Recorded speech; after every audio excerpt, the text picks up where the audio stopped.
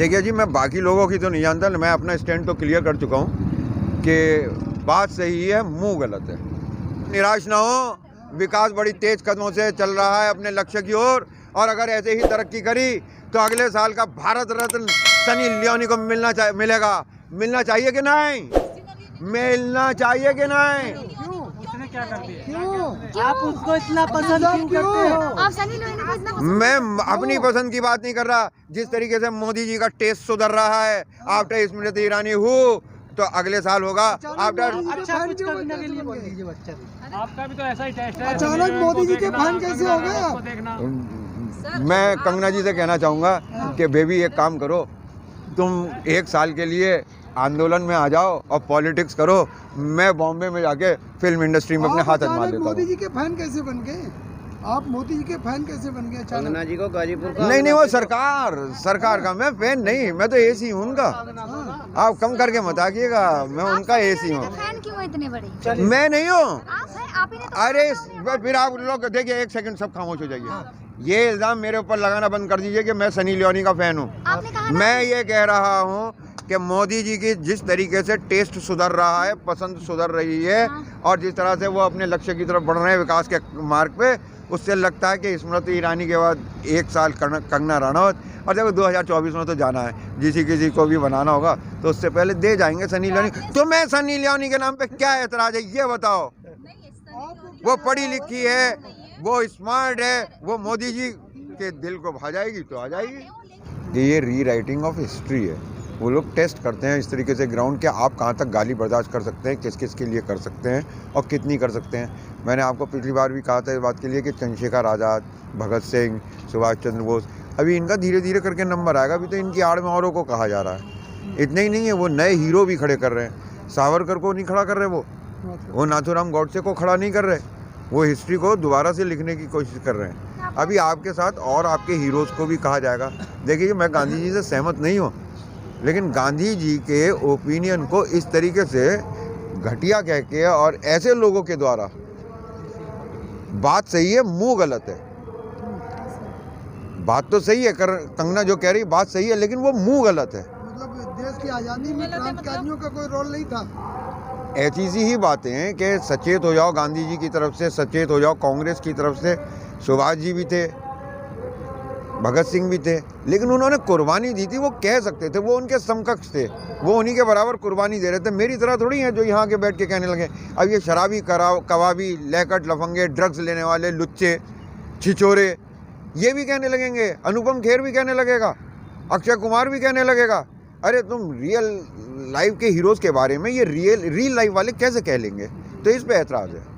मतलब गांधी जी, चंद्रशेखर आज़ाद, भगत सिंह और जो तमाम जो क्रांतिकारी थे सब डमी थे। सहमत तो वो भी आपस में नहीं थे। गांधी जी भगत सिंह से सहमत नहीं थे, भगत सिंह गांधी जी से सहमत नहीं थे। एक स्टेज के बाद सुभाष चंद्र बोस गांधी जी से सहमत नहीं थे, लेकिन कहने वाला मुंह तो देखो। वो लोग आपस में संघर्ष कर रहे हैं एक देश के लिए। एक आदमी अपनी जान दे रहा है तो उसकी बात तो समझ में आती है। अब कल को कोई मंत्री जो है वो ऐसी बातें करने लगे, मुख्यमंत्री या नरेंद्र मोदी ऐसी बातें करने लगे, तो तुमने कुर्बानी क्या दी है? ये लहकट लफंगे। सर, कंगना रनावत का कहना एक गाल पे थप्पड़ मारने से आज़ादी नहीं मिलती, भीख मिलती है। उसको जाके बताना कि आपको गाजीपुर बॉर्डर पे वकील साहब मिले थे संजय सिंह, वो ये कहते थे कि वो आपसे सहमत ना होते हुए भी आपकी बात को सही मान लेते हैं। मेरा भी कहना ये था कि बापू, अगर एक गाल पे कोई थप्पड़ मारे, हमें दूसरा गाल आगे कर देना चाहिए, लेकिन अगर सामने वाले के हाथ में तलवार हो तो हम क्या करें? दूसरी गर्दन कहाँ से लाएंगे? तो ये भीख, तो ये जो चीज़ थी तो सहमत मैं भी नहीं हूँ इतना अहिंसा के पथ पे चलने वाला, लेकिन उसके लिए कहेगा कौन? मैं वीर सावरकर को वीर मानूं ना मानूं, लेकिन जब अपने सापेक्ष में सावरकर को रखता हूँ तो ऐसा महसूस होता है कि जैसे सावरकर जो है वो चंद्रमा है और मैं जुगनू हूँ। जो सावरकर कर सकता था वो मैं नहीं कर सकता, तो उसे बहादुर ना बहादुर कहने का मेरा कोई वो नहीं बनता है। लेकिन जब भगत सिंह पिक्चर में आता है तो वो सूरज की तरह है। अब क्या मेरी जुगनू की हैसियत रहेगी और क्या चंद्रमा की हैसियत रहेगी? फिर तो भगत सिंह ही दिखेगा ना। तो मैं जब तुलनात्मक उसमें आता हूँ तो मेरे अपने मुकाबले ये सब बहादुर हैं, लेकिन जब मैं इनको और लोगों के परिप्रेक्ष्य में देखता हूँ तब मुझे इनकी सही हकीकत पता चलती। वो बात तो सही कह रही है। 1947 में ऐसा कौन सा युद्ध हुआ था, और अगर कोई युद्ध हुआ भी था तो उसके अंदर आरएसएस की या विश्व हिंदू परिषद की या जनसंघ की या इस विचारधारा की, हिंदुत्व की विचारधारा की तो कोई उसमें जगह थी नहीं। तो वो हो सकता है, जैसे अभी कुछ दिन पहले कहा था, अभी कुछ दिन पहले एक मंत्री जी ने कहा था कि भाई आज़ादी की लड़ाई में बापू का कोई योगदान नहीं है, तो संपत सरल जी ने ये कह के टाल दिया था कि हो सकता है अपने बापू का जिक्र कर रहे हो। तो हो सकता है वो अपनी पार्टी के जिक्र कर रही हो, लेकिन कितना भी कुछ था, आज़ादी तो आज़ादी ही थी। नहीं, वो बोल रही हैं कि 1947 में जो आज़ादी थी वो आज़ादी नहीं थी, वो कांग्रेस के कटोरे में भीख थी। उसे हम पावर ट्रांसफ़र के ऊपर से इतने लंबे संघर्ष में चले आ रहे हैं, आज तक इस बात पे बहस चल रही है कि वो हमारी इंडिपेंडेंस थी या हमारी पावर ट्रांसफ़र थी। तो ट्रांसफ़र ऑफ पावर हम सहमत हैं, उसे मानते हैं, लेकिन उसे भीख कहना, वो शब्द जो है वो प्रोवोक करने वाला है। और ख़ास तौर से ये बात कंगना जैसे रियल लाइफ वाले लोग नहीं कह सकते। रियल लाइफ वाला कोई कहे तो कहे, और इस वक्त वो अपनी एक गंदी मंशा से, देखिए वो जितनी कंट्रोवर्शियल होंगी, जितने आप उनके बारे में सवाल पूछेंगे, जितना उनको चर्चा में लाएंगे, यही उनकी खाद है, वो उतनी ही पुष्ट होती जाएंगी। उनको नेगलेक्ट मारिए। अगर यही बात संघ का कोई सीरियस आदमी कहता तब मेरे पास आइएगा। इन फिल्म वालियों के धन्यवाद के पात्र हैं कि आप लोग यहाँ आते हैं, और आपका भी हम मानते हैं आज की तारीख में आप मेन स्ट्रीम मीडिया हैं। भाई जो काम आए वक्त पे वही मेन स्ट्रीम है।